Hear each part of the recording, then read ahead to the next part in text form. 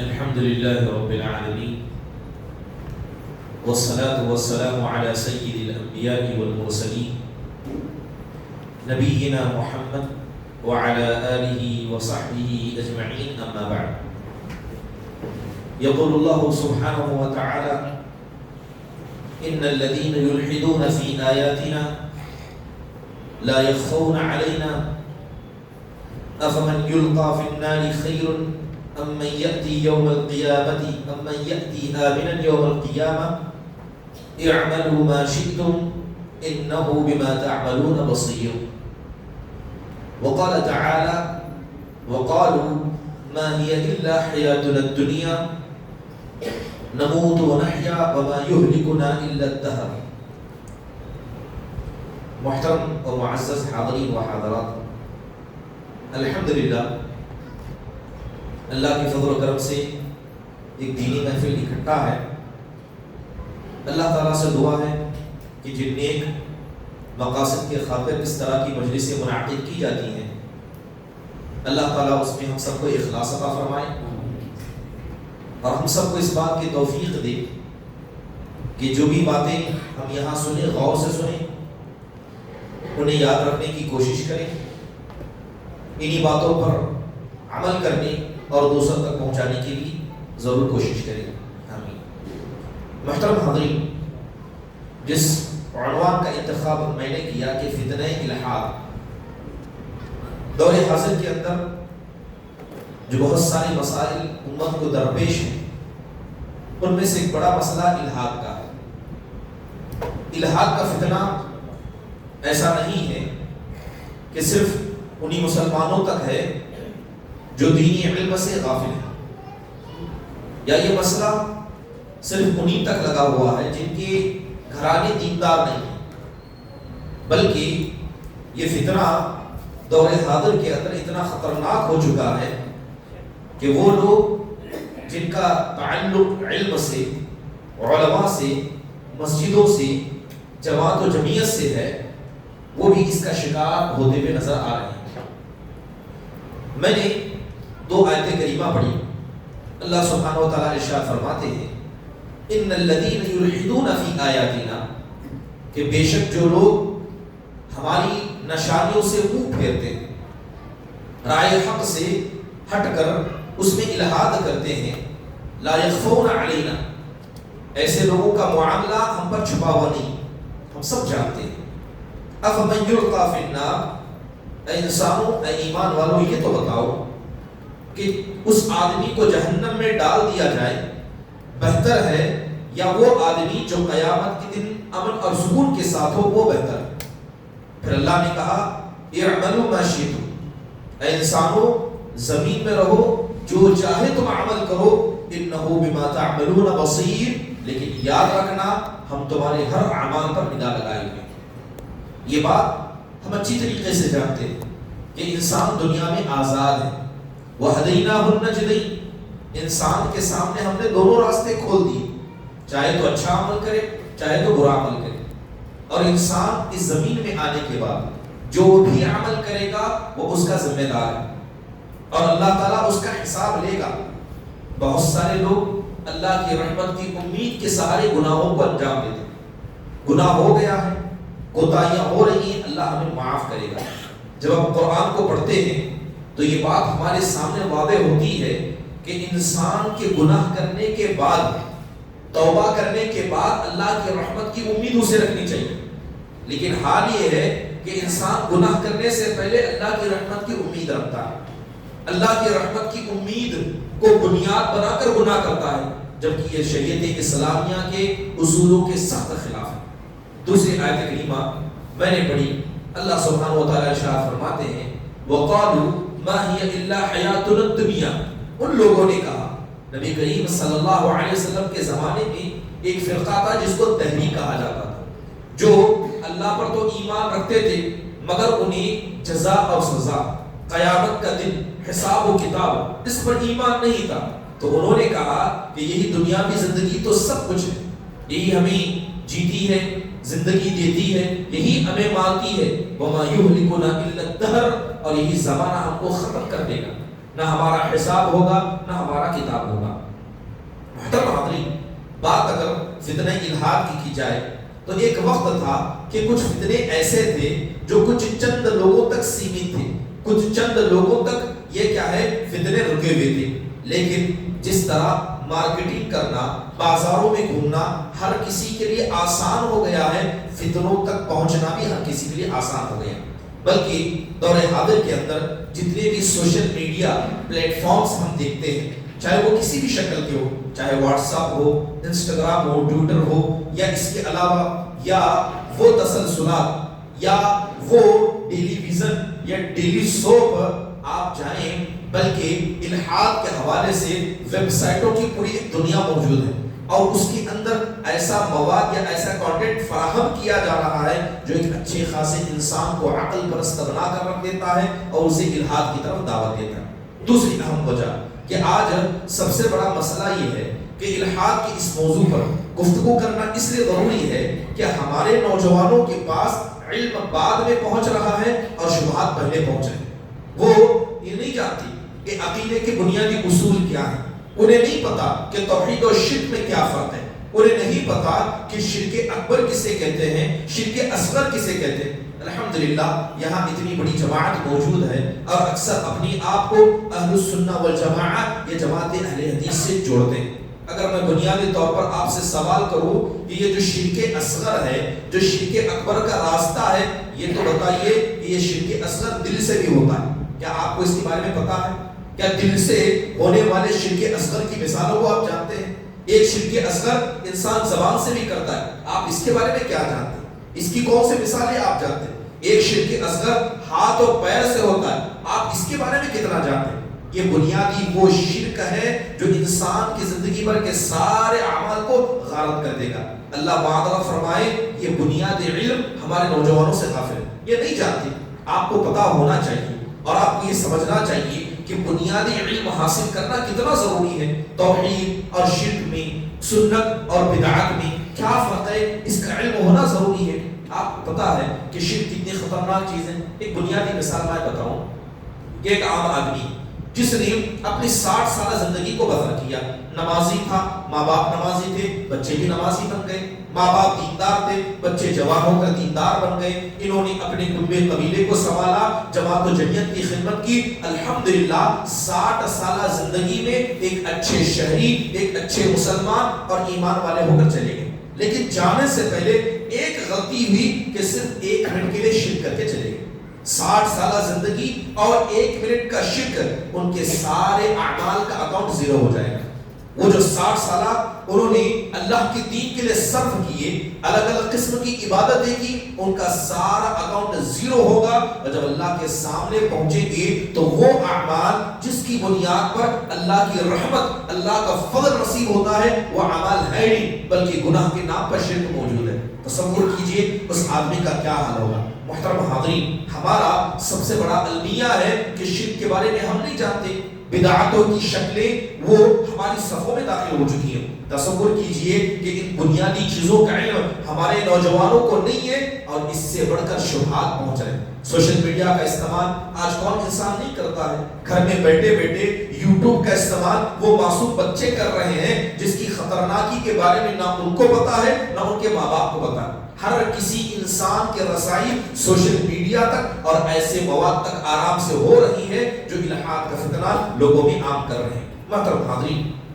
آپ دیکھیں کہ یہ الحاد کتنی خطرناک چیز ہے۔ جیسے میں نے ابھی شرک کے بارے میں بتایا کہ شرک کی گندگی اتنی خطرناک ہے کہ انسان کی ساری زندگی کا ایمان اور اعمال 1 منٹ میں برباد ہو سکتے ہیں۔ لیکن دوسری طرف اگر کوئی آدمی توحید پرست ہے، اس نے شرک نہیں کیا لیکن گناہوں کو لے کر آیا، حدیث قدسی کے اندر آتا ہے، اللہ کے نبی صلی اللہ علیہ وسلم کہتے ہیں کہ اللہ تعالیٰ کہتا ہے کہ اے ایمان والو، اے میرے بندو، اے میرے اللہ کے بندے، اللہ کہتا ہے اے میرے بندو، اگر تو قیامت کی دن آئے اس حال میں آئے کہ جتنی زمین ہے اتنے بھر کر تو گناہ لے کر آیا، تو اتنے سارے گناہ لے کر آیا، لیکن مسئلہ یہ ہے کہ تو نے میرے ساتھ شرک نہیں کیا، تو نے میرے ساتھ شرک نہیں کیا، تو اللہ تعالیٰ کہتا ہے لَأَتَيْتُكَ بِقَرَابِهَا مَغْفِرَةً، کہ جتنے گناہ تو زمین بھر کر میرے ساتھ لایا ہے مگر تیرے گناہوں میں شرک کی گندگی موجود نہیں ہے، تو اللہ کہتا ہے میں تیرے سارے گناہوں کو معاف کروں گا اور اتنا ہی رحمت تیرے پاس لے کر آؤں گا.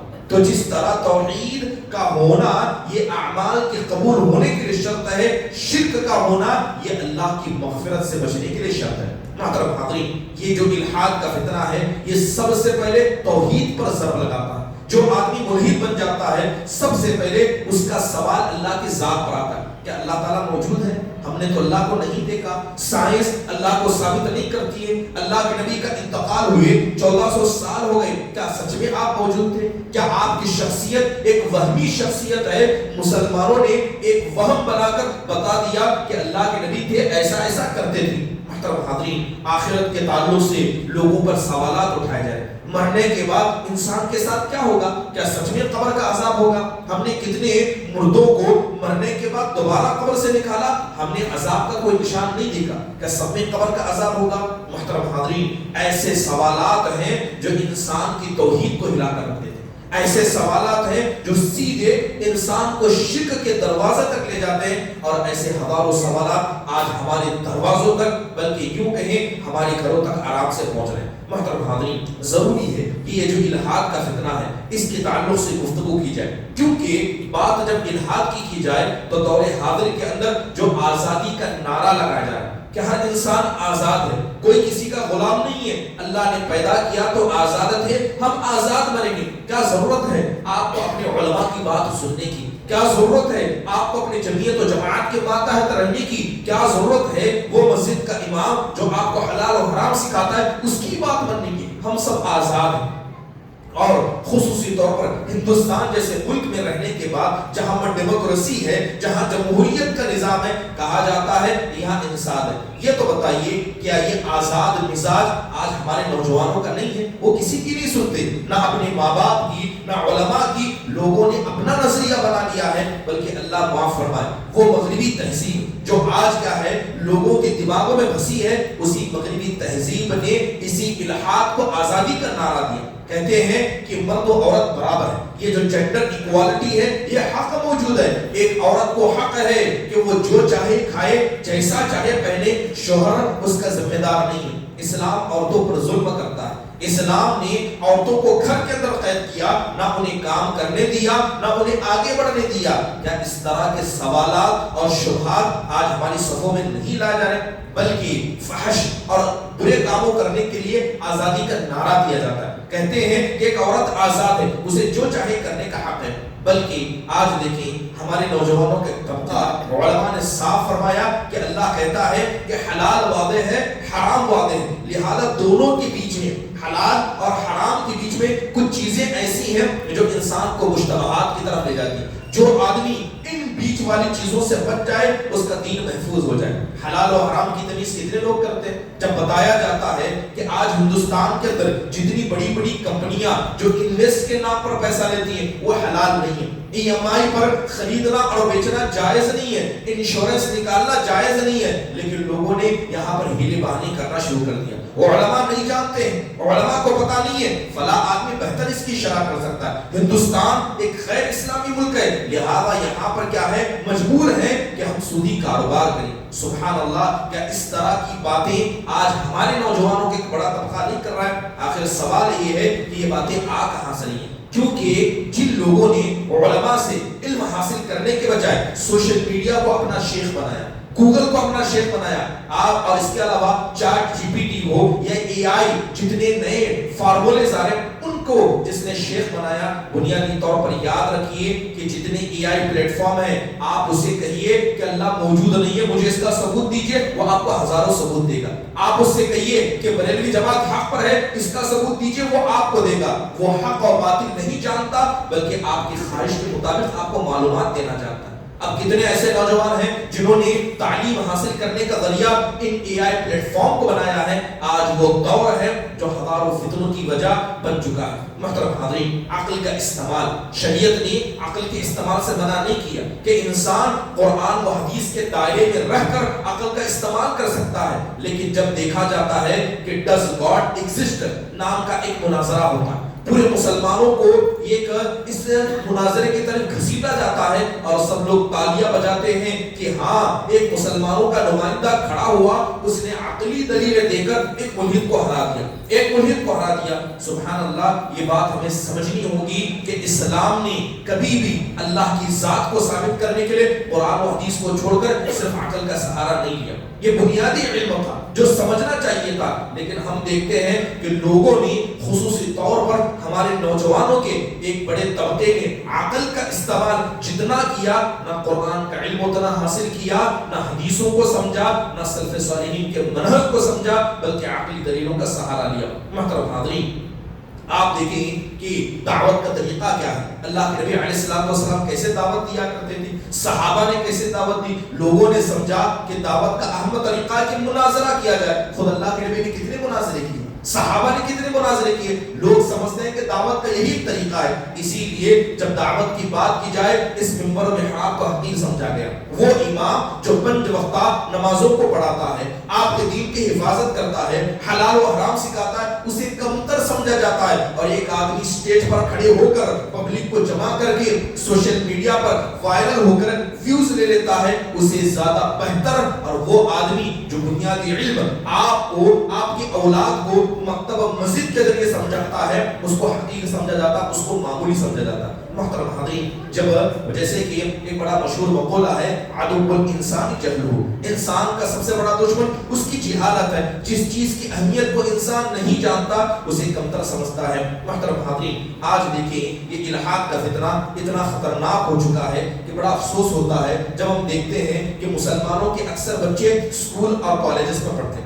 اسلام اسکول اور کالجز کی تعلیم دینے سے منع نہیں کرتا، لیکن جب آپ ان کو یہی تعلیم دیں اور دینی تعلیم سے انہیں محروم کریں، تب آپ اللہ تعالیٰ کے سامنے پکڑے جائیں گے۔ ایک بچہ جسے الف با بولنا نہیں آتا، اسے اللہ بولنا نہیں آتا، صبح شام کی دعائیں اسے یاد نہیں ہے، اللہ کا ڈر آپ نے اس کے دل میں نہیں ڈالا، لیکن وہ کیا ہے، انگریزی تعلیم حاصل کرتا ہے۔ یہی وجہ ہے کہ یہ انگریزی تعلیم آج ہم میں سے اکثر نوجوانوں کے بے دینی کی وجہ بنتی جائے۔ جب بنیاد میں آپ نے دین کی تعلیم نہیں رکھی، بنیاد میں آپ نے اللہ کی عظمت نہیں سکھائی، بنیاد میں آپ نے رسول کی تعظیم نہیں سکھائی، حدیثوں پر چلنا نہیں سکھایا، ایک درخت تھا، آپ نے اسے پالا پوسا، گندا ناپاک پانی دیا، درخت بڑا ہو جائے، آپ اس سے امید رکھتے ہیں کہ میٹھے پھل دے گا۔ وَلَا يَغُرَّنَّكُمْ بِاللَّهِ الْغَرُورُ، اللہ نے کہا کہ یہ شیطان کا دھوکہ ہے اور یہ دھوکے باز ہے جس نے تمہیں دنیاوی زندگی میں دھوکہ ڈال کر رکھا ہے۔ دنیاوی تعلیم اسلام منع نہیں کرتا، لیکن صرف دنیاوی تعلیم دی جائے، انہیں دینی تعلیم سے دور رکھا جائے۔ اسی لیے اللہ ابن قیم رحمہ اللہ نے کہا کہ اکثر بچوں کے اندر گمراہی جو آتی ہے اس کی بنیادی وجہ وہ ماں باپ ہیں جنہوں نے اپنے بچوں کو دینی تعلیم سے محروم رکھا۔ آج ہمارے بچے بے دین بنتے جا رہے ہیں، اسکول اور کالجز کی تعلیم کو پڑھ کر ان کے دماغ سیکولر بن رہے ہیں، ان کے دماغوں کے اندر کیا ہے، کمیونزم کی اثرات نظر آ رہے ہیں۔ اس کے علاوہ یہی الحاد ہے جس نے خاندانوں کو توڑ کر رکھ دیا، یہی الحاد ہے جس نے انسان کی صلاحیتوں کو ختم کیا۔ محترم حاضرین، اب سوال پیدا ہوتا ہے الحاد کہتے کسے؟ جب تک آپ الحاد کی تعریف کو نہیں سمجھیں گے تب تک اس کے اصل مفہوم کو نہیں سمجھیں گے۔ الحاد یہ عربی لفظ ہے اور لغت کے اندر الحاد کہا جاتا ہے المیل عن القصد، کہ انسان اپنے راستے سے بھٹک جائے۔ آپ کا راستہ، آپ کا ٹارگٹ سیدھا ہے، جب آپ اپنے ٹارگٹ کو بھول جائیں، راستے سے ہٹ جائیں، اس کو الحاد کہا جاتا ہے۔ اور واضح الفاظ میں اگر اصطلاحی انداز سے کہا جائے کہ الحاد کسے کہتے ہیں، الحاد نام ہے اللہ کی ذات کے انکار کا۔ اللہ موجود نہیں، آپ اس کا انکار کریں، اسے الحاد کہا جاتا ہے۔ الحاد ہے کہ آپ اللہ کے نبی کی شخصیت کا انکار کریں۔ الحاد یہ ہے کہ آپ قرآن کا انکار کریں، آپ وحی کا انکار کریں، اور اہل ایمان جس راستے پر چلتے ہیں اس راستے کا انکار کریں۔ بلکہ الحاد ایک فلسفی مذہب ہے جس کا اصل مقصد یہ ہے کہ اللہ تعالیٰ کے وجود کا انکار کیا جائے، اللہ موجود نہیں ہے اس بات کا اقرار کیا جائے اور کہا جائے کہ یہ کائنات خود سے پیدا ہوئی، یہ کائنات خود سے پیدا ہوئی۔ جیسے کہ آج کل سائنسدانوں کو ہم دیکھتے ہیں، کہتے ہیں کہ ایک مدر نیچر ہے جو دنیا کو چلاتی ہے، بگ بینگ تھیوری ہوئی جس کی وجہ سے یہ سارے سیارے الگ ہوئے، بلکہ یہ کہنا کہ انسان جو چل رہا ہے یہ کائنات کے نظام سے چل رہا ہے، اس نظام کو کوئی چلانے والا نہیں ہے۔ جو آدمی ان تمام چیزوں کا عقیدہ رکھتا ہے اس کو عقیدہ الحاد کہا جاتا ہے۔ محترم حاضرین، یہ جو الحادی فلسفہ ہے، یہ الحادی جو مزاج ہے، یہ ایسا نہیں ہے کہ اچانک آیا، بلکہ اس سے قبل جب ہم تاریخ کو پڑھتے ہیں، ہسٹری کو پڑھتے ہیں، تو ہمیں اس بات کے بارے میں واضح طور پر اندازہ ہوتا ہے کہ الحاد کا فتنہ پہلے زمانے سے چلا آیا، بلکہ ایک لمبے عرصے سے اس کے جراثیم موجود ہیں۔ جیسے کہ آپ جائیے جو ماقبل حضارتی گزری ہے، جو پرانی ثقافتیں، کلچرز ہیں، آپ ان کو جائیے، جیسے اغریقی فلسفہ لیجئے، یونانی فلسفہ لیجئے، یہاں پر الحاد کے اثرات موجود ہیں۔ لیکن پرانے زمانے کے الحاد میں اور آج کے الحاد میں بنیادی فرق یہ ہے کہ پرانے زمانے کا جو الحاد تھا وہاں پر اللہ کی ذات کا انکار نہیں کیا جاتا تھا، وہ اللہ کو مانتے تھے، لیکن فرق اس بات کا تھا کہ ان میں کی اکثر آخرت کے دن کا انکار کرتے تھے۔ وہ نہیں مانتے تھے کہ مرنے کے بعد ہمیں اٹھایا جائے گا، مرنے کے بعد ہمارا حساب و کتاب ہوگا۔ ماقبل آپ شریعتوں کو دیکھیں یا ماقبل قوموں کی ثقافت، ان کے کلچر کو دیکھیں، سب اللہ کو مانتے تھے، چاہے وہ شرک کر کے اللہ کو مانے یا توحید کر کے اللہ کو مانے، سب مانتے تھے۔ اس لیے میں نے جو قرآن کریم کی آیت کریمہ پڑھی، اس میں ایسی ہی دہلیوں کا ذکر کیا گیا جو اللہ کو تو مانتے تھے مگر آخرت کے دن کا انکار کرتے تھے۔ اللہ نے کہا وَقَالُوا مَا هِيَ إِلَّا حَيَاتُنَا الدُّنْيَا نَمُوتُ وَنَحْيَا وَمَا يُهْلِكُنَا إِلَّا الدَّهْرُ۔ وہ کہا کرتے کہ یہ دنیاوی زندگی ہے، ہمیں زندگی دیتی ہے، ہمیں موت دیتی ہے، اور زمانہ یہ ہمیں ہلاک و برباد کرے گا۔ محترم حاضرین، یہاں تک کہ مشرکین جو عرب تھے یہ بھی اللہ کو مانتے تھے، بس فرق یہ تھا کہ الوہیت میں اللہ کو نہیں مانتے، یہ ربوبیت کے مسئلے میں اللہ کو مانا کرتے۔ جیسے کہ قرآن میں اللہ تبارک و تعالیٰ نے صاف کہا وَلَئِن سَأَلْتَهُمْ مَنْ خَلَقَ السَّمَاوَاتِ وَالْأَرْضَ۔ اے نبی صلی اللہ علیہ وسلم، اگر آپ جائیں ان سے سوال کریں کہ یہ تو بتاؤ آسمان و زمین کو کس نے پیدا کیا، لَيَقُولُنَّ اللَّهُ، تو سب ضرور کہیں گے کہ اللہ تبارک و تعالیٰ نے ان سب کو پیدا کیا۔ محترم حاضرین، تو پتہ یہ چلا کہ ماقبل الحاد کے اندر اللہ کو مانا جاتا تھا، چاہے شرک کے ذریعے ہو یا توحید کے ذریعے ہو، لیکن اللہ کی ذات کا انکار نہیں تھا۔ لیکن دور حاضر کے اندر خصوصی طور پر 18واں صدی کو لیں یا 19ویں صدی کو لیں، آپ نے سنا ہوگا، خاص کر جو پڑھا لکھا طبقہ ہے وہ جانتا ہے کہ 1779 میں ایک فرانسیسی انقلاب آیا تھا۔ فرانسیسی انقلاب آیا، اس انقلاب کے بعد الحاد کی جڑیں جو لوگوں میں مضبوط ہوئی، اس کی کوئی زندہ مثال اس سے پہلے نہیں ملتی۔ بلکہ آپ نے ڈاروین کا نظریہ سنا۔ ڈاروین نے کیا کہا کہ انسان اصل میں بندر سے آیا ہے، انسان بندر سے آیا ہے، انسان کو کسی نے پیدا نہیں کیا۔ تو بہت سارے ایسے نظریے ہمارے یہاں وجود میں آئے، تو اس نظریے نے الحاد کے فکرے کو اور مضبوط کیا، یہاں تک کہ سوویت یونین، آپ ان کے بارے میں جانتے ہیں کہ یہ جو ڈاروین کا نظریہ تھا، سوویت یونین نے اس نظریے کو اپنی حکومت کی بنیاد بنائی، اپنے حکومت کی بنیاد بنا لی، اور سوویت یونین ایک بڑا ممالک کو ساتھ میں گھیرنے والا تھا۔ تو ان لوگوں نے پاور کی بنیاد پر اس الحاد کے فکرے پر لوگوں کو مجبور کر دیا۔ دور حاضر کے اندر کچھ ایسے اشخاص بھی پیدا ہوئے جنہوں نے اس نظریے کو بڑی طاقت بخشی، جیسے رچرڈ ڈاوکن ایک آدمی کا نام ہے، سیم ہیرس یہ بھی نام ہے۔ یہ دو ایسے اشخاص تھے جو دین کے خلاف گفتگو کیا کرتے تھے، بلکہ الحاد کے فکرے کو انہوں نے معاشرتی فکرہ بنایا، بلکہ دین کے خلاف اعلان جنگ کیا۔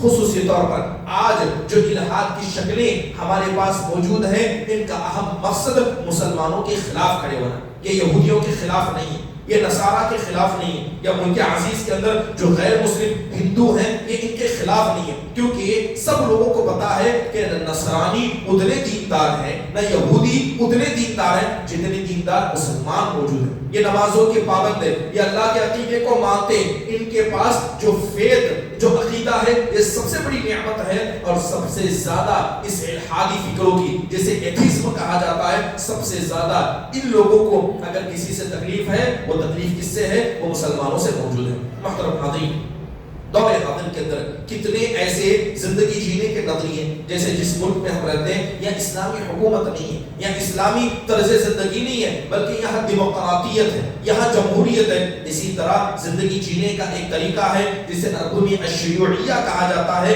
یا جسے کمیونزم کہا جاتا ہے۔ کمیونزم میں ہوتا کیا ہے کہ جس آدمی کے پاس پیسہ ہے وہ پیسہ بولتا ہے، جیسے عام الفاظ میں کیپٹلزم بھی کہا جاتا ہے، مالداروں کو مالدار بناؤ، وہ حکومت کریں گے اور ساری باتیں ان کی چلی گئی. اس کے علاوہ جو سیکولر لوگ ہیں جو دین کو دنیا کو الگ کرتے ہیں, اللہ معاف فرمائے آج بہت سارے مسلمانوں کے اندر یہ سیکولر مزاج ہو گیا. لوگ کہتے ہیں کہ اسلام کا تعلق مسجدوں سے ہے, اسلام کا تعلق گھروں سے نہیں ہے, جینے کا طریقہ الگ ہے, اسلام الگ ہے. سبحان اللہ, اللہ تبارک و تعالیٰ نے اس کے رسول نے ہمیں صاف بتا دیا کہ اے مسلمانوں تمہاری دین اور دنیا یہ سب دین کے اندر ہے. اگر کوئی آدمی یہ سمجھے کہ میرے گھریلو مسائل ہیں, اسلام کا اس سے کوئی تعلق نہیں ہے, تو ایسے آدمی کے دماغ میں سیکولر مزاج آ چکا ہے. کوئی آدمی یہ کہے کہ آپ جماعت و جمعیت رکھیے, یہ میرا پرسنل مسئلہ ہے, ایسا آدمی سیکولر مزاج کا ہو چکا ہے. اللہ کے نبی علیہ الصلوۃ والسلام تو کہا کرتے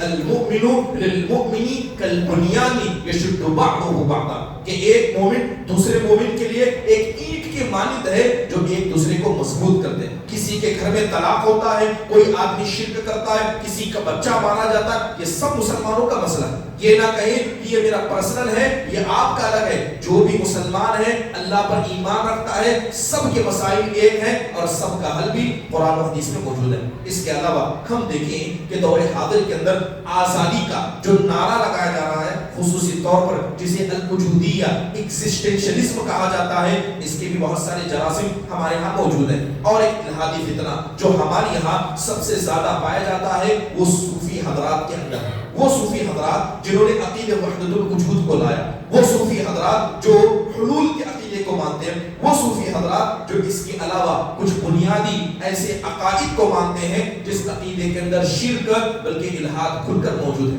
اور اللہ معاف فرمائے کتنے ایسے لوگ ہیں جو ایسے صوفی حضرات کے یا صوفیوں سے متاثر علماء کی تقریروں کو سنتے ہیں. اس کے علاوہ دور حاضر کے اندر الہاد کا بڑا فتنہ یہ سائنس بن گیا ہے. سائنس ثابت کرتا ہے کہ ساری دنیا کی وجہ کیا ہے, وہ سائنس کیا ہے, اللہ کی ذات کا اقرار نہیں کرتا ہے. تو لہذا بہت سارے لوگ سائنس میں اتنے گھس گئے ہیں کہ وہ سائنس کے ذریعے قرآن و حدیث کے مسائل کو ثابت کرتے ہیں. یاد رکھیے سائنس یہ کوئی پرفیکٹ نہیں ہے. 10 سال پہلے جو ایک تھیوری تھی آج وہ بدل چکی ہے, لیکن قرآن و حدیث کی باتیں جو تھی وہ ہیں, وہ ہمیشہ رہیں گی. بہت سارے علماء کو جو اپنے آپ کو سو کالڈ علماء کہتے ہیں, وہ ثابت کرتے ہیں کہ ہم سائنس کے ذریعے قرآن کو ثابت کریں گے. سبحان اللہ, یا سائنس کو اصل اور قرآن کو ثانوی درجہ دیا. ایسے لوگوں کو اللہ سے ڈرنا چاہیے کہ جو اسلام کے ساتھ اور اس کے اصولوں کے ساتھ کھلواڑ کرتے ہیں. ہم سائنس کا انکار کر سکتے ہیں, سائنس کے اصولوں کا انکار کر سکتے ہیں, لیکن قرآن و حدیث کو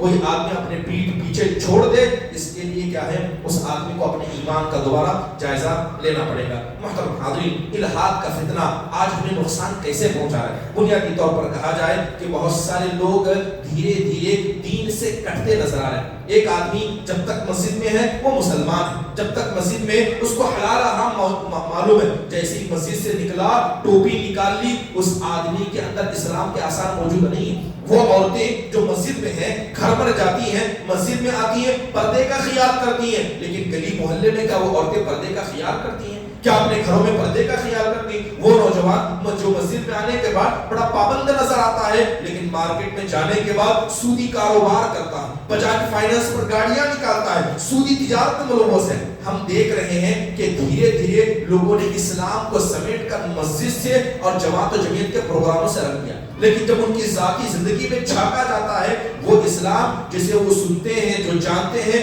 ان کی زندگی میں اتنا نظر نہیں آتا. اور اللہ تعالیٰ نے صاف کہا وَمَن يَرْتَدِدْ مِنْكُمْ عَنْ دِينِهِ فَيَمُتْ وَهُوَ كَافِرٌ فَأُولَٰئِكَ حَبِطَتْ أَعْمَالُهُمْ. اللہ کہتا ہے کہ جو آدمی اپنے آپ کو مسلمان کہے لیکن مر جائے اس حال میں کہ وہ کافر تھا, وہ دین سے پھر چکا تھا, عمل سے بھاگا تھا, اللہ ایسے لوگوں کے سارے اعمال کو برباد کر دے گا. محترم حاضرین, یہی الہاد کا فتنہ ہے کہ لوگ ایک دوسرے پر رحم کرنے کے لیے تیار نہیں ہیں. جب سے سودی قرض یا یوں کہیں کہ سود لینے کا بازار گرم ہوا, حالات کیا ہے, قرض دینے والے کم ہو گئے, نہ قرض لینے والے وہ ایماندار بچے, نہ قرض دینے والے وہ ایماندار بچے. ایک آدمی جب دوسروں سے قرض مانگتا ہے تو ایک آدمی سوچتا ہے کہ اس آدمی کو قرض دے کر 1-2 سال 2-4 لاکھ روپے میں اس کے پاس پھنسا کر رکھوں, اس سے بہتر ہے کہیں تجارت میں لگا دوں, اس سے مجھے منافع تو آئے گا. دنیا پرستی کی مثال آج جس طرح لوگ دنیا پرست ہوتے جا رہے ہیں، تاریخ میں اس کی مثال نہیں ملتی.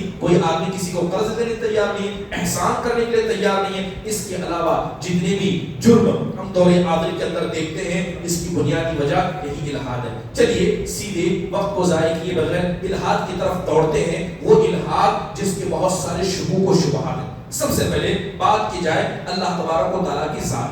ہم مسلمان ہیں. اگر میں آپ سے پوچھوں کہ یہ تو بتائیے کہ اللہ کی ذات کے مسئلے میں ایک مسلمان کا عقیدہ کیا ہے؟ یاد رکھیے اسلام کی جتنی تعلیمات ہیں یہ دو چیزوں پر منحصر ہے. ایک اللہ کی تعظیم، دوسرا نبی صلی اللہ علیہ وسلم جو شریعت لے کر ہے اس کی تعظیم. جب تک آپ اللہ کے حق کو نہیں مانیں گے، اللہ کی وجود کو نہیں مانیں گے، بلکہ اللہ سبحانہ و تعالیٰ کی تعظیم، اس کی عظمت دل میں نہیں ہوگی، کوئی بھی آدمی ایمان والا ہو نہیں سکتا. دل میں اللہ کا ڈر ہونا چاہیے. جیسے کہا جاتا ہے اللہ سے ڈرے گا کون؟ جس کو اللہ کے علم کا ہے قدرت پتا ہو، جس کو اللہ کی قدرت پتا ہو، جس کو اللہ کی صلاحیتیں پتا ہو. جو آدمی اللہ کے بارے میں جانتا نہیں، وہ کہاں سے اللہ تبارک و تعالیٰ کا تقوی دل میں پیدا کرے گا. آج جو الحاد کا فتنہ ہے جس میں اللہ کی ذات کا انکار کیا گیا، ابھی آپ نے جو مناظرہ یا یوں کہیں جو ڈیبیٹ ہوا ڈز گاڈ ایگزسٹ، اس کے اندر ایک ملحد تھا جاوید اختر. اس نے دلیلیں دے کر کہا کہ اللہ موجود نہیں ہے. اگر اللہ موجود ہوتا آپ کو نظر آتا. اتنا بڑا فٹ بال کا میچ ہوتا ہے جہاں آدھی انسانیت موجود ہے، آدھی آن لائن ہے، بس خدا آ کر کہے کہ میں خدا ہوں، ہم سب مان لیں گے. اتنا سب تام جھام کی ضرورت کیا ہے؟ جب اللہ موجود ہے تو اتنا چھپ کر کیوں ہے؟ لوگوں کے سامنے کیوں نہیں آتا؟ اس طرح کی عقلی باتیں کہہ کر کیا ہے بہت سارے لوگوں نے اللہ کے وجود پر سوال اٹھایا. اصل میں جو الحاد ہے یہ کہتا ہے کہ اللہ موجود نہیں، اللہ تعالیٰ موجود نہیں ہے. یہ کہتا ہے کہ ساری کائنات اچانک پیدا ہوئی ہے. اور اگر مان لیجئے کہ اللہ موجود ہے تو ہم سوال کر سکتے ہیں. کیا سوال کر سکتے ہیں کہ اس دنیا کو اللہ نے بنایا، آسمان کو اللہ نے بنایا، پھر اللہ کو کس نے بنایا؟ یہ بھی سوال پیدا ہوگا. اگر آپ کہیں کہ اللہ موجود ہے تو اللہ کو کس نے بنایا؟ اس کا ہمیں جواب دیجیے. محترم حاضرین، سب سے پہلے اس طرح کے سوالات سے پہلے انسان کو قرآن و حدیث کا علم ہونا چاہیے. اس لیے میں نے بنیادی طور پر کہا کہ الحاد کا فتنہ اس لیے خطرناک ہے کہ اللہ کے وجود کے بارے میں قرآن و حدیث میں کیا کہا گیا ہمیں نہیں معلوم ہے، لیکن ہم دوسروں کی شبہات کو سن رہے ہیں. یاد رکھیے کہ جس آدمی کی مضبوط عقیدے کی بنیاد نہیں ہوگی اس کی عمارت اس الحاد کے سوالات کے ذریعے گر جائے گی. سب سے پہلے بات کی جائے اللہ تبارک و تعالیٰ کی وجود کی. عقلی دلیل دینا ہی ہے تو قرآن میں بھی عقلی دلیل دی گئی، حدیث کے اندر عقلی دلیل دی گئی، تو ان کا استعمال کیا جائے. محترم حاضرین، سب سے پہلے اللہ تبارک و تعالیٰ کے وجود پر بات کی جائے تو یاد رکھیے اللہ نے قرآن میں خود کتنی ایسی عقلی دلیلیں دی ہیں جس کے ذریعے اللہ کے وجود کا کیا ہے ثبوت ملتا ہے. محترم حاضرین، جو سائنسدان ہیں وہ بھی کہتے ہیں کہ کوئی چیز خود سے نہیں بنتی. مثال کے طور پر جس ڈیسک کو لے کر کھڑا ہوں میں، کوئی آدمی یہ کہہ سکتا ہے کہ ڈیسک اچانک ایسے بن گیا، خود سے بن گیا؟ تو ظاہری بات ہے سائنس بھی مانتی ہے کہ اگر کوئی چیز موجود ہے تو اس کے بنانے والا بھی موجود ہے، اس کو بنانے والا بھی موجود ہے. سائنس اس بات کو مانتی ہے. اللہ تبارک و تعالیٰ اسی فارمولے کا کیا ہے ذکر قرآن میں کرتا ہے. اللہ کہتا ہے ام خلقوا من غیر شیء ام هم الخالقون. اے نبی جو اللہ کو نہیں مانتے آپ ان سے سوال پوچھیے. اللہ کیا کہتا ہے؟ ان سے سوال پوچھئے کہ یہ جو تمہارا نفس ہے یہ تو بتاؤ کہ تم نے خود اپنے آپ کو پیدا کیا ہے یا کسی اور نے تم کو پیدا کیا؟ یہ بتاؤ. تو یہ آدمی، کوئی بھی آدمی اس بات کا دعویٰ نہیں کر سکتا کہ میں نے اپنے آپ کو بنایا ہے. یقین ہے کہ جب انسان پیدا ہوا اتنا عاجز تھا، کمزور تھا کہ اپنی زبان سے اپنے دل کی باتوں کو ادا نہیں کر سکتا تھا. اگر اللہ کا فضل نہ ہوتا، ماں باپ کا سہارا نہ ہوتا، آج دنیا میں زندہ نہ ہوتا. یقیناً اللہ کے فضل کے بعد ماں باپ کے سہارے نے اسے زندہ رکھا. تو اللہ تعالیٰ سوال کرتے ہوئے کہتا ہے جو اللہ کو نہیں مانتے آپ ان سے پوچھئے کہ انہوں نے خود اپنے آپ کو پیدا کیا یا کسی اور نے ان کو پیدا کیا؟ تو انسان کہے گا کہ میں نے اپنے آپ کو نہیں بنایا، کسی غیر نے مجھے بنایا. تو اللہ کہتا ہے کہ جاؤ اس کو تلاش کرو، جس ذات نے تم کو پیدا کیا اس کو تلاش کرو. محترم حاضرین، لوگ سوال کرتے ہیں کہ اگر اللہ ہی سب سے پہلے ہے تو اللہ سے پہلے کون ہے؟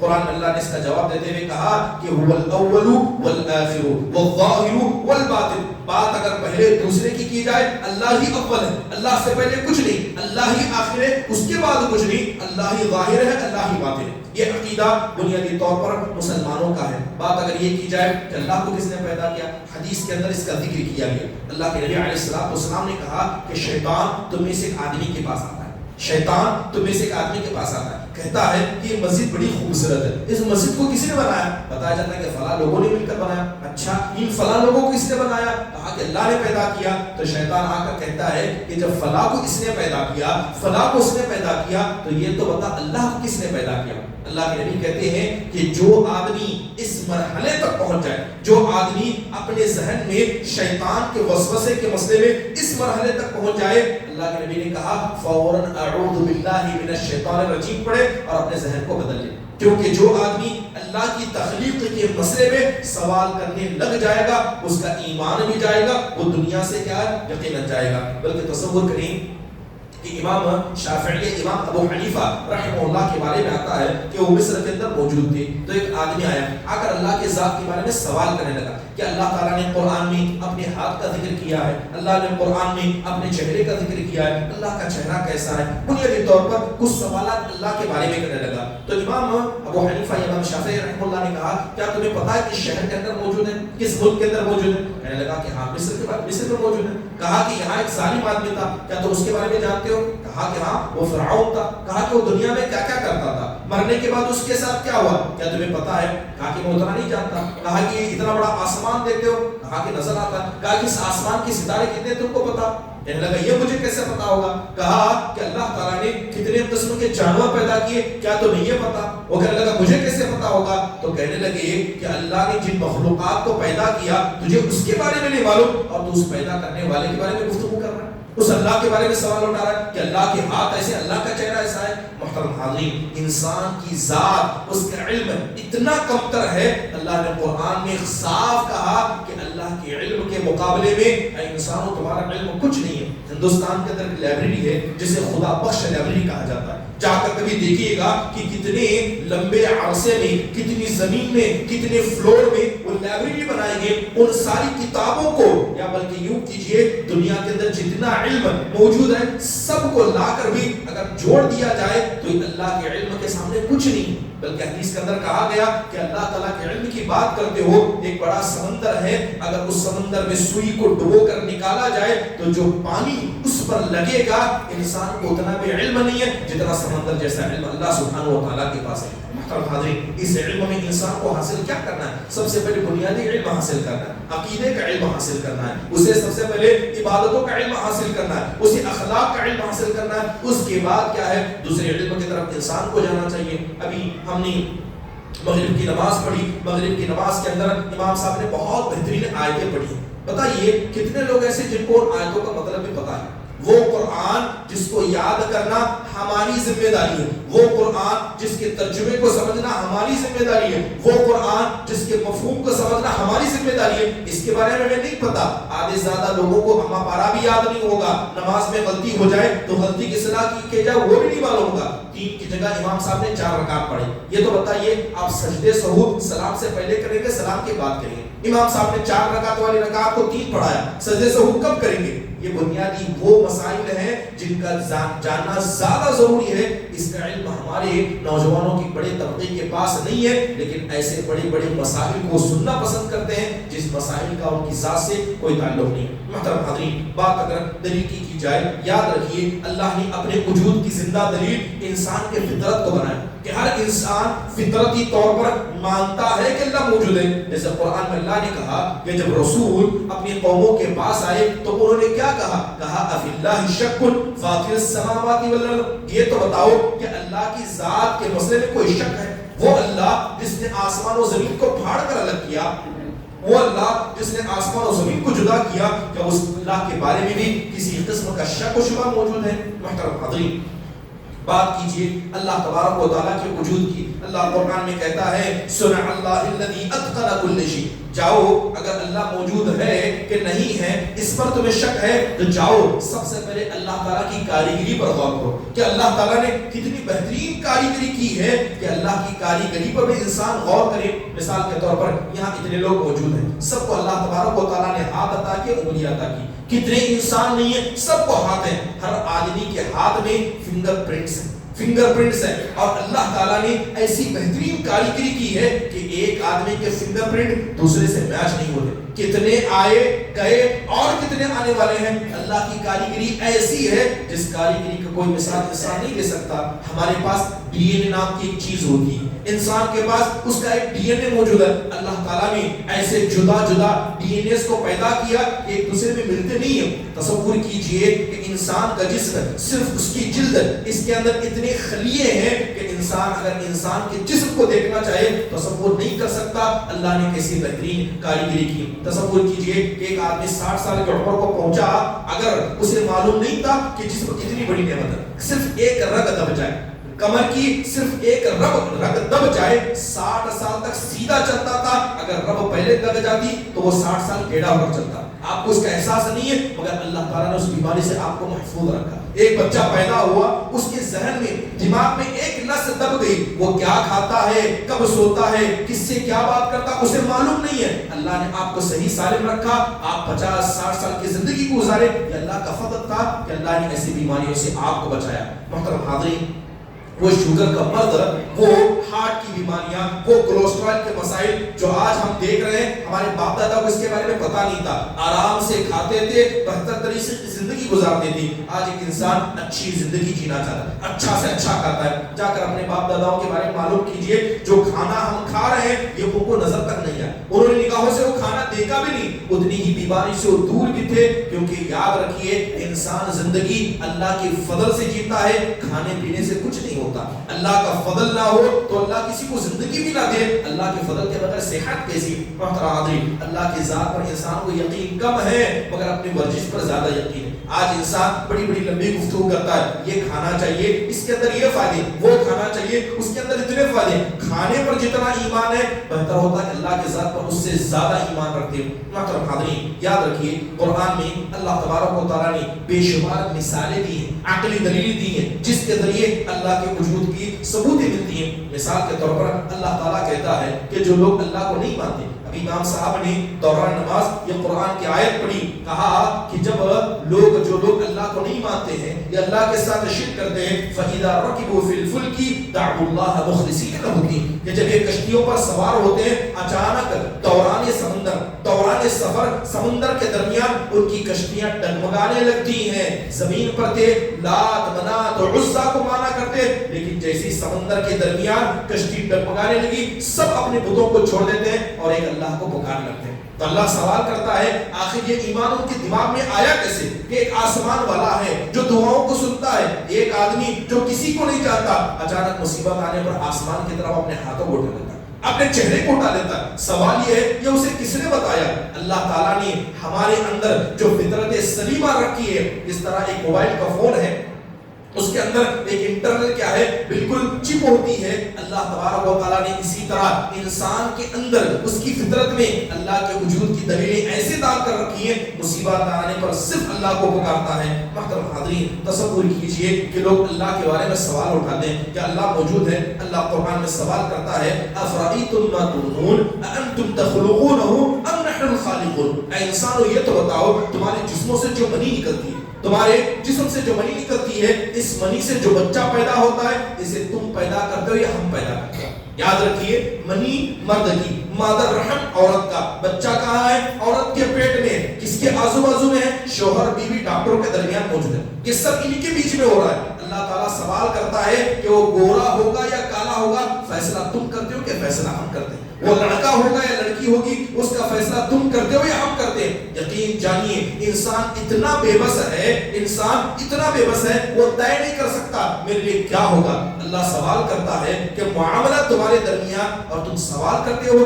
کہ اللہ موجود ہے. یہ سارے فیصلے اللہ کر رہا ہے, یہ سارے فیصلے اللہ کر رہا ہے. محترم حاضرین, تصور کیجئے ایک گرین لیف, ایک ہرا پتا, اسے ایک کیڑا کھاتا ہے تو اس سے کیا ہے؟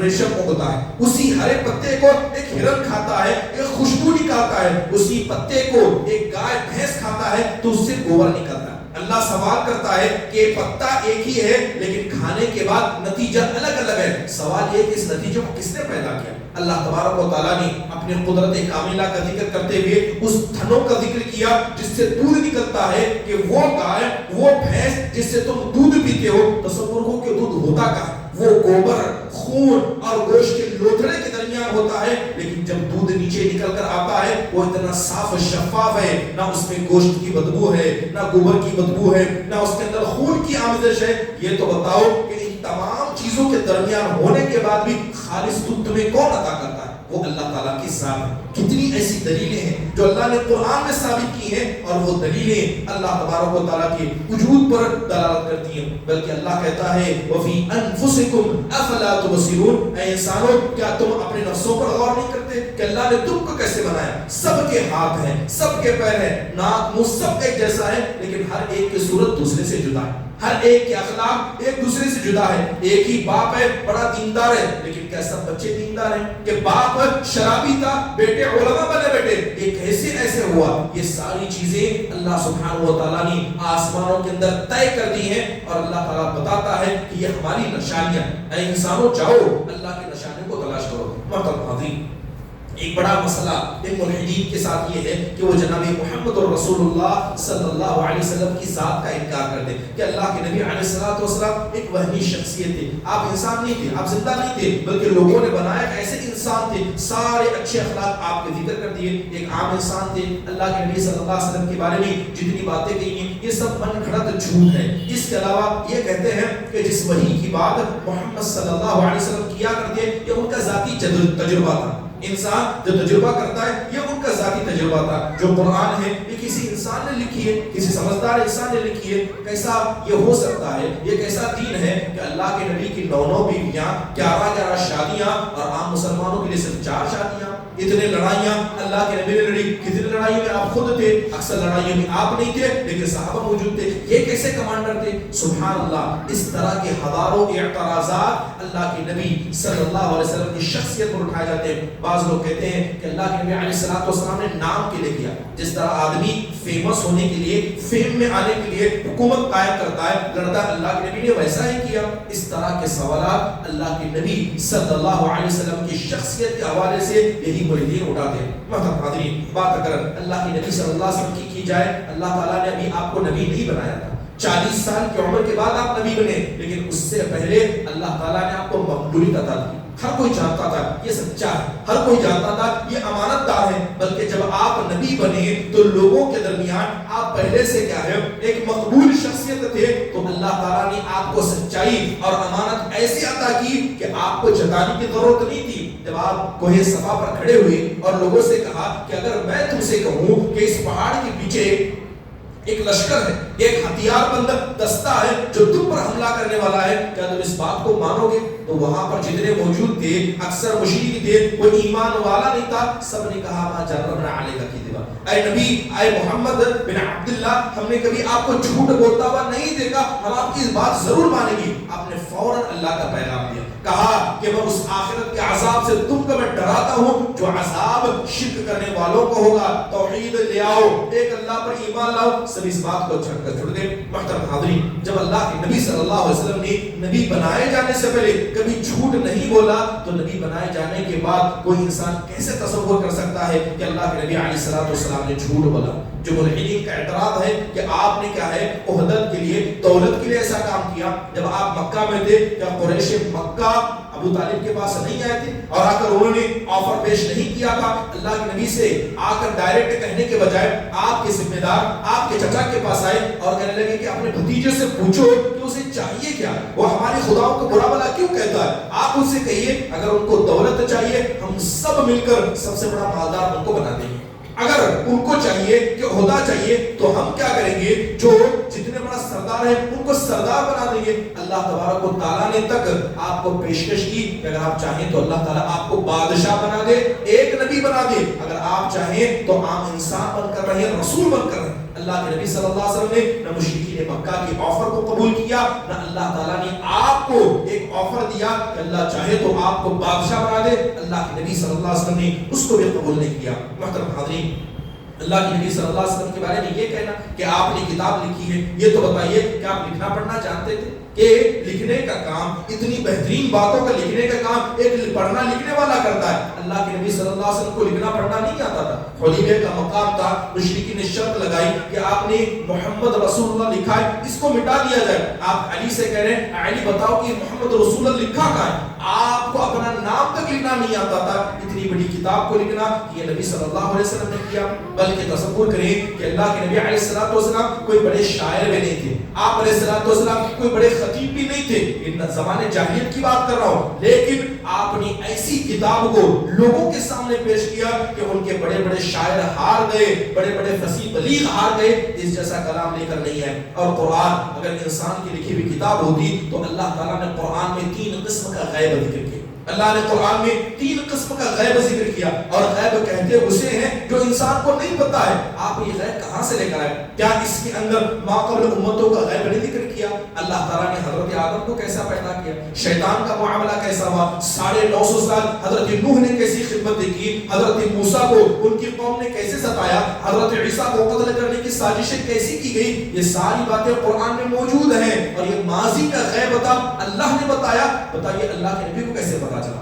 بلکہ ایک غیب جس کو پریزنٹ کا غیب کہتے ہیں, اللہ تعالیٰ نے بتایا ان المنافقین فی الدرک الاسفل من النار, یہ منافق جہنم کے نچلے گڑھے میں جائیں گے. یہ منافق کیا ہے؟ جہنم کے نچلے گڑھے میں جائیں گے. ان منافقوں کے دلوں میں کیا ہے؟ کیا کوئی انسان جانتا ہے کہ میرے دل میں کیا ہے؟ کیا آپ جانتے ہیں کہ آپ کے دل میں کیا ہے؟ بلکہ سائنس اور ٹیکنالوجی اتنا آگے بڑھ گئی, بغیر انسان کے بولے کوئی آج بھی نہیں بتا سکتا کہ اس انسان کے دل میں کیا ہے. لیکن اللہ تعالیٰ نے منافقوں کے دلوں کے راز کو کھول کر رکھ دیا. اللہ تعالیٰ نے بتایا کہ مکہ کو آپ فتح کرنے جائیں گے. جب آپ مکہ سے جا رہے تھے اللہ نے وعدہ کیا کہ اللہ تعالیٰ آپ کو لوٹائے گا. یہ اس وقت کا غیب تھا جو چند سالوں میں ہوا, مگر اللہ تعالیٰ نے ہر ایک چیز آپ کو بتائی. یہ کیسے آپ کو پتا چلا؟ محترم حاضرین, تصور کیجئے کہ اللہ کے نبی علیہ الصلوۃ والسلام نے اپنی 53 سالہ زندگی کیا ہے مکہ کے اندر گزاری. جب مکہ کو چھوڑ کر جا رہے تھے آپ علیہ الصلوۃ والسلام رونے لگے, آپ کی آنکھ میں آنسو آئے. ہجرت کا رات ہے, آپ کو غار ثور میں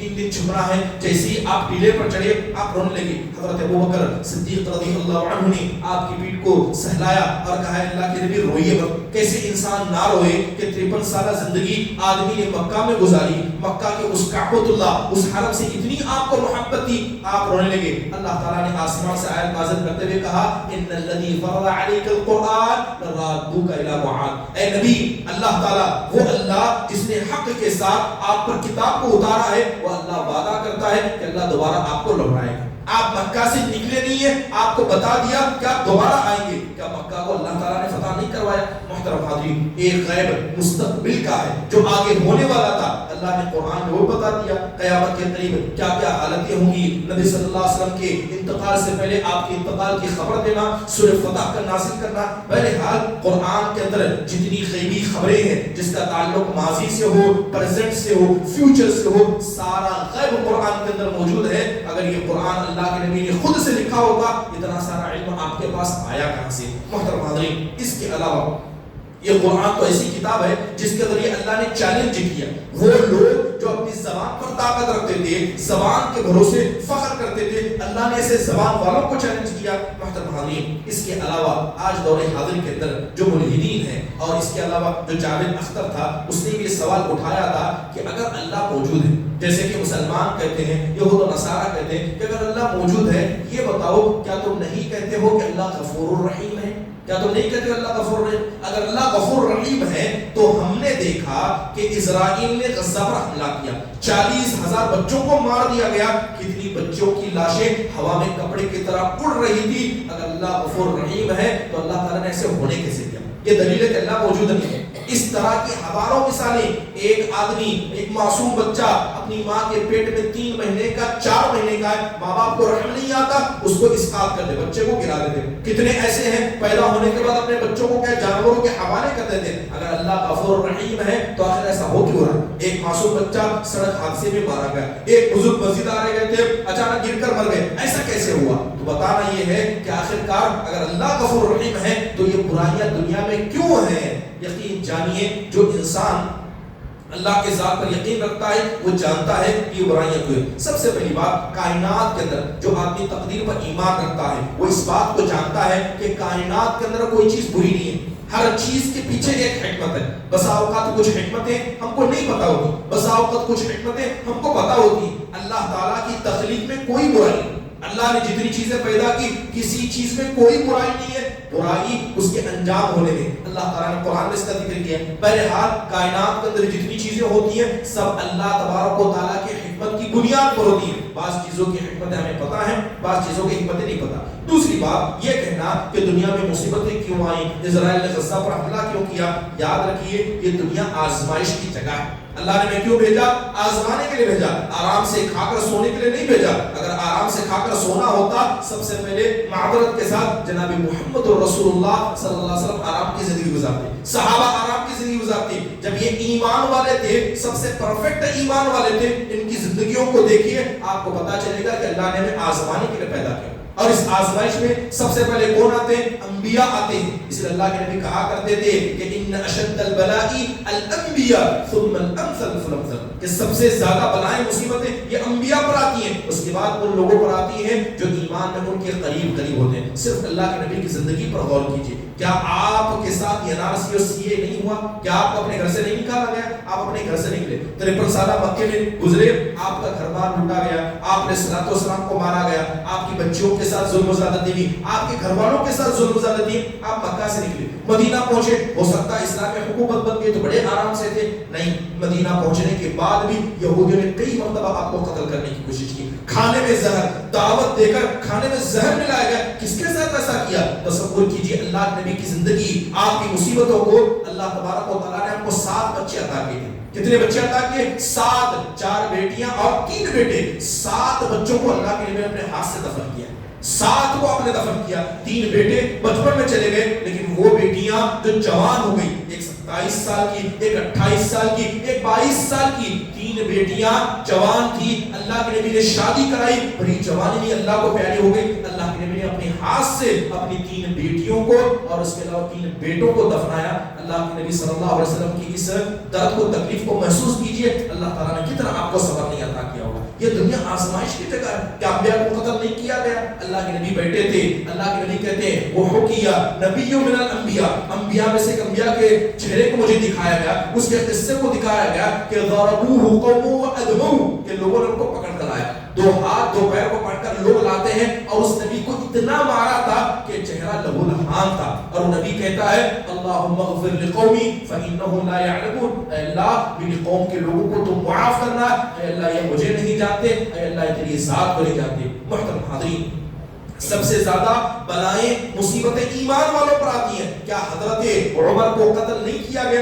حضرت عمر کون تھے؟ اللہ کے نبی نے کہا عمر جب تک زندہ ہو فتنے نہیں آ سکتے. آپ علیہ الصلوۃ والسلام نے ایسی باتیں حضرت عمر کے بارے میں کہی. آپ نے کہا کہ اگر میرے بعد کوئی نبی ہوتا وہ کون ہوتے؟ عمر بن خطاب ہوتے. قیصر و کسریٰ کی طرف سے ایک وفد آیا, پوچھا گیا عمر بن خطاب کہاں ہے؟ کہا گیا ہوں گے کہیں, کسی کو نہیں معلوم عمر بن خطاب کہاں ہے. مسجد میں آئے, نہیں ملے. وہ قیصر و کسریٰ جس سے حضرت عمر لڑ رہے تھے اور سب حضرت عمر سے ڈرے ہوئے تھے, لوگ پوچھ رہے ہیں, لوگوں کو نہیں معلوم کہ وہ بادشاہ کہاں ہے جس سے قیصر و کسریٰ ڈرے. آخر کار بتایا گیا وہ بکریاں چرانے ادھر گئے تھے. جا کر دیکھا حضرت عمر بن خطاب ایک درخت کے نیچے سوئے تھے اور مارے گرمی سے آپ کے چہرے سے پسینہ ٹپک رہا تھا. وہ قیصر و کسریٰ کے لوگ گھوڑوں پر سوار تھے. آ کر دیکھا یہ ان کے بادشاہ کا حال ہے کہ جو بڑے بڑے قیصر و کسریٰ ان سے ڈرے ہوئے, یہ ان کا حال ایسے کہ یہ کہاں ہے لوگوں کو نہیں پتا, کیا کرتے ہیں نہیں پتا, حال یہ. سبحان اللہ, ایسی شخصیت حضرت عمر بن خطاب کو بھی مسجد کے اندر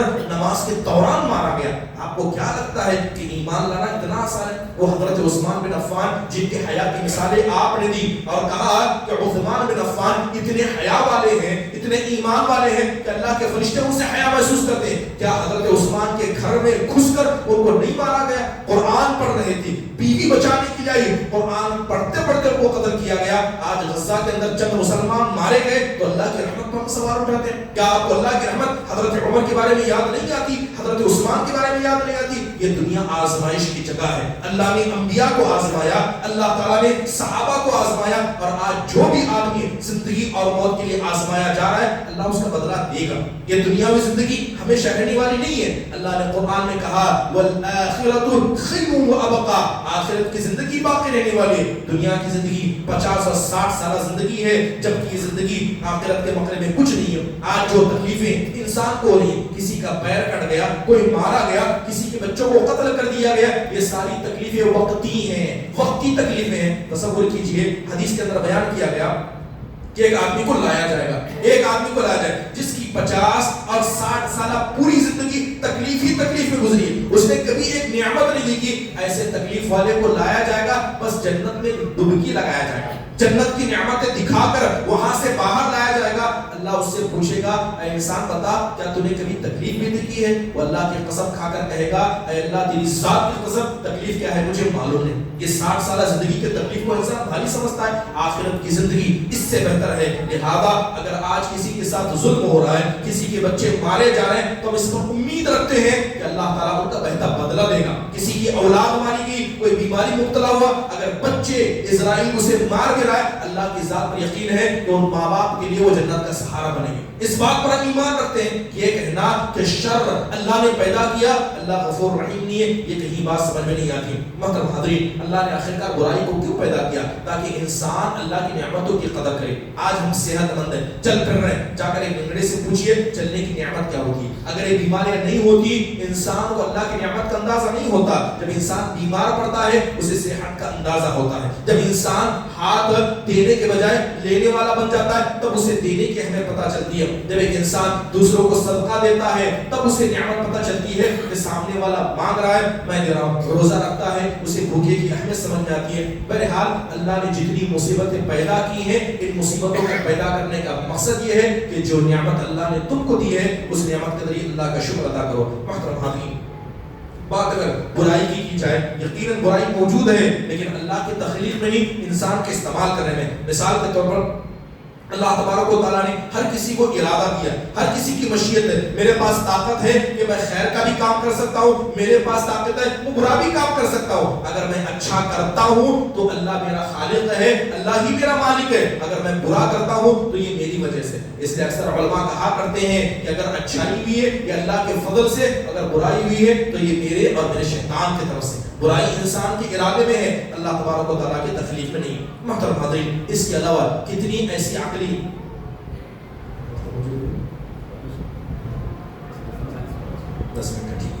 تو بات اگر شبہات کی جائے، ایسے بے شمار شبہات نبوت اور وحی کے بارے میں اٹھائے جاتے ہیں، بلکہ لوگوں کا یہ کہنا کہ وحی جو ہے یہ نبی کریم صلی اللہ علیہ وسلم کی اپنی طرف سے بنائی ہوئی، یہ درست نہیں ہے. اس کے علاوہ ایک بڑا شبہ جو ملحدین ہیں لوگوں کے سامنے اٹھاتے ہیں وہ اللہ تبارک و تعالیٰ کی اس کائنات کے بارے میں. آپ نے بگ بینگ تھیوری کے بارے میں سنا ہوگا. یہ ساری یہ جتنے کائنات کی چیز سب ملے تھی، اچانک ایک دھماکہ ہوا. دھماکہ ہونے کے بعد تمام چیزیں الگ ہوئی، ایک زمین و آسمان بنا، ہمارا پلانٹ بنا، تو سورج بنا. اس طرح کا تصور پیش کر کے یہ ملحدین کہتے ہیں کہ اس آسمان و زمین کو پیدا کرنے والا اللہ تبارک و تعالیٰ نہیں ہے، بلکہ یہ تمام چیزیں اپنے ساتھ ہیں. یقین جانیے جب یہ چیزیں ہم سنتے ہیں تو ایک ایمان والے کے دل میں اور اس کا ایمان مضبوط ہونا چاہیے.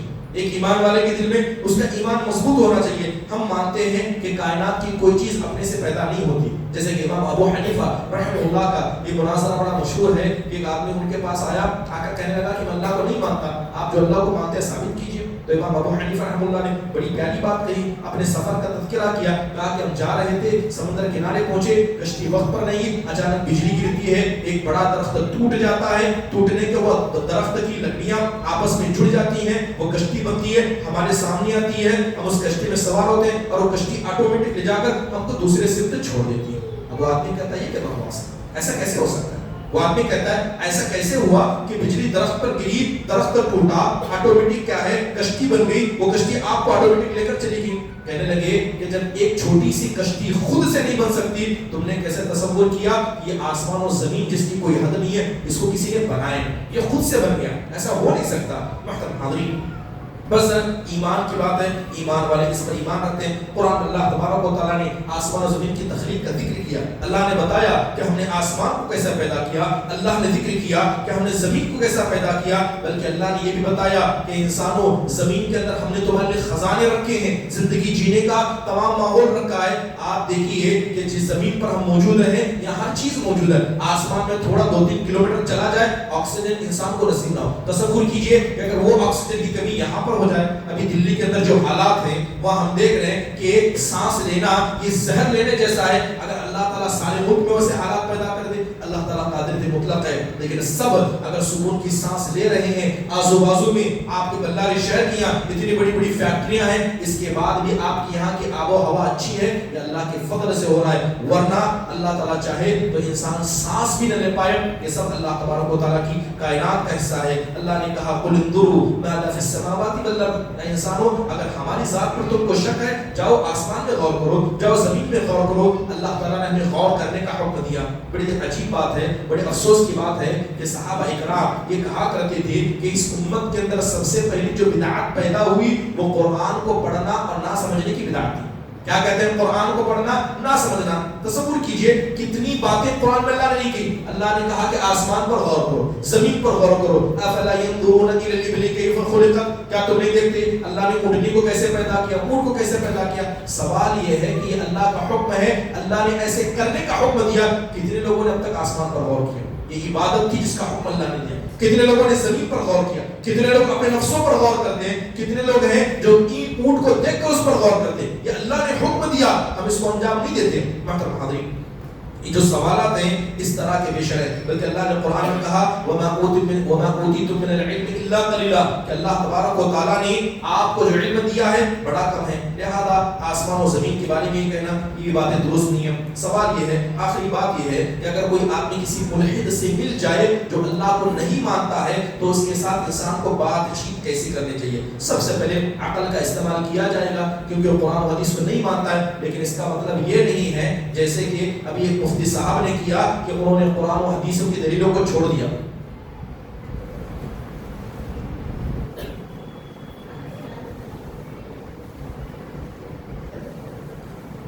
جی ابھی ایک مفتی صاحب کو دیکھا، ڈیبیٹ سنا، بہت سارے نوجوانوں سنا، انہوں نے صاف کہا کہ میں قرآن و حدیث کی باتوں کو نہیں لوں گا، میں اپنے عقل سے جواب دوں گا۔ بنیادی طور پر آپ کو یہ سمجھنا چاہیے کہ کوئی بھی مسئلہ ہو، جب انسان قرآن و حدیث کو چھوڑتا ہے وہ قرآن و حدیث کے منہج سے ہٹ جاتا ہے۔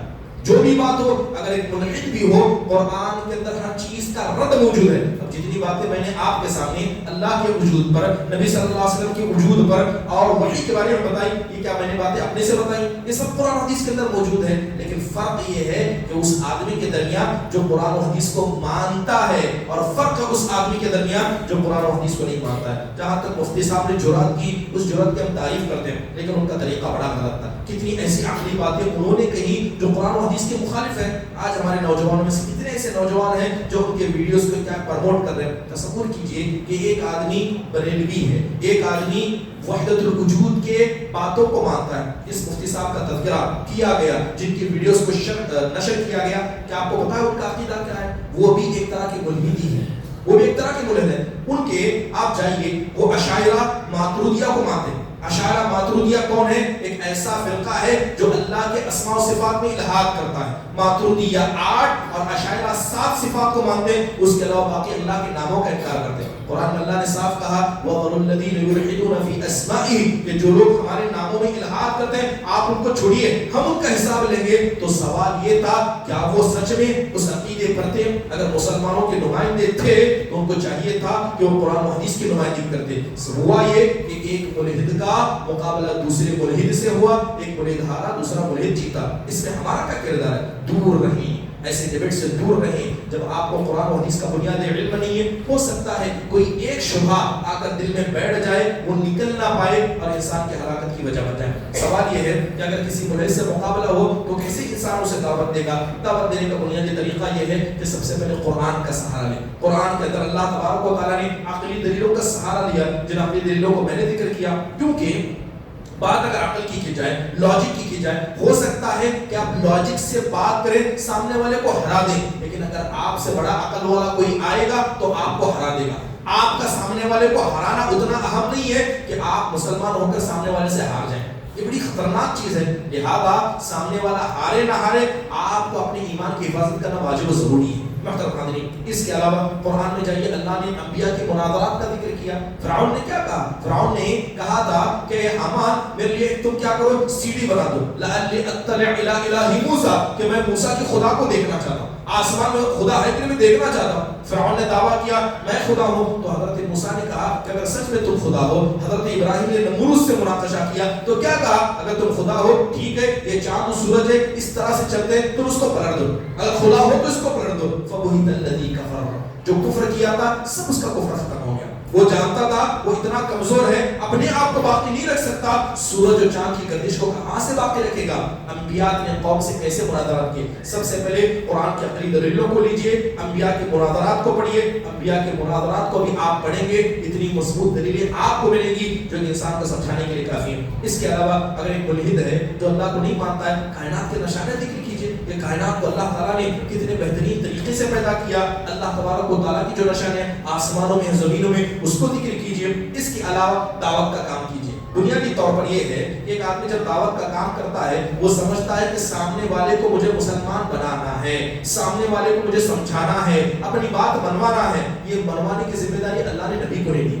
اللہ نے کہا وَمَا جَعَلْنَاكَ عَلَيْهِمْ وَكِيلًا، اے نبی ہم نے ان کو آپ کو کیا ان کا ذمہ دار نہیں بنایا، مانتے تو اچھی بات ہے، نہیں مانتے تو اللہ کے پاس حساب دیں گے، ہمارا کام پہنچانا ہے۔ اللہ نے آپ کو بشیر بنایا، نذیر بنایا۔ ڈیبیٹس کے اندر ہوتا ہے کہ سامنے والوں کو ہرانا ہماری ذمہ داری، اس لیے اسلام نے دعوت کا پہلا طریقہ کبھی ڈیبیٹس کو نہیں بنایا، یہ سب سے آخری طریقہ ہے۔ جب کوئی ہمیں چیلنج کرے گا تب ہم آئیں گے، ورنہ دعوت دینا، حکمت سے بات کرنا، یہ اصل میں دعوت کا اسلوب ہے۔ اس کے علاوہ ڈرایا جائے، کس بات سے ڈرایا جائے کہ مرنے کے بعد کیا ہونے والا ہے، قبر میں کیا ہونے والا ہے، حساب و کتاب ہونے والا ہے، جہنم کا عذاب کیسا ہے، اس سے ڈرایا جائے۔ وہ لوگ جو جہنم کو مانتے بھی نہیں تھے اللہ نے ان کو ڈرایا، کیوں ہم ملحدین کو جہنم کے آگ سے نہیں ڈرا سکتے، یہ ہماری ذمہ داری ہے۔ محترم حاضرین، ایک کچھ بنیادی باتیں تھیں جو الحاد کے حوالے سے تھی۔ اللہ تعالیٰ سے دعا ہے کہ الحاد کا جو بڑا فتنہ آج دور حاضر کے اندر وجود میں آیا ہے، اللہ تبارک و تعالیٰ اس الحاد کے فتنے کو سمجھنے، اس کے بارے میں معلومات حاصل کرنے اور سب ایمان والوں کو الحاد کے فتنے سے بچنے کی توفیق نصیب فرمائے، آمین۔ اقول قولی ھذا واستغفر اللہ لی ولکم ولسائر المسلمین من کل ذنب فاستغفروه انه هو الغفور الرحیم۔ جزاکم اللہ خیر، احسن اللہ علیکم۔ میں سب سے پہلے یہاں پر اللہ تعالیٰ کا شکریہ ادا کرتا ہوں، اس کے بعد مزید ہوا اور اس کے ذمہ داروں کا جنہوں نے الحمدللہ اتنی بہترین محفل اکٹھا کی، کھانا کھلانے والوں کا، اور پھر آخر میں آپ کا، کیونکہ آپ نہ ہوتے تو بولنے کا موقع نہ ہوتا۔ الحمدللہ ذالک، فجزاکم اللہ خیر واحسن اللہ علیکم۔ السلام علیکم ورحمۃ اللہ وبرکاتہ۔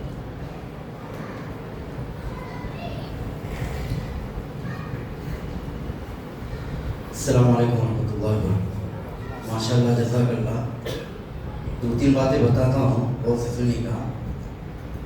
سب سے پہلی بات، شروع سے لے کر آخر تک آپ نے جو فتنہ الحاد کے بارے میں سنا ہے، یہ تھے شیخ قاضی وسیم جامعی مدنی حفیظ اللہ، ان کا تعلق شولہ پور سے ہے، ہمارے ساتھ مدارس میں ساتھ میں پڑھ رہے تھے۔